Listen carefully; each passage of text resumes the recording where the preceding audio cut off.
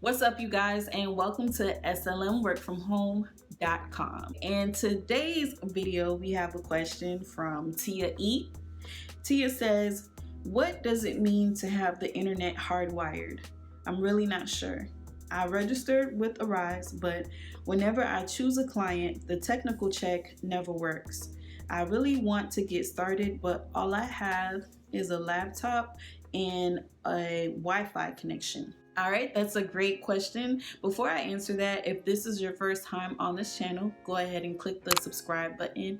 And also, if you have any questions that you'd like for me to answer, go ahead and comment below and I'll be happy to help you with that. So Tia, when it says that you have to be hardwired, what it means is you physically have to have a cable coming from your internet source. So if that's a modem or a router, you physically have to have a cable coming from your modem directly into your computer. And also, when you have a mouse, you can't use a wireless mouse. You have to have that mouse on a cord connected directly to your computer.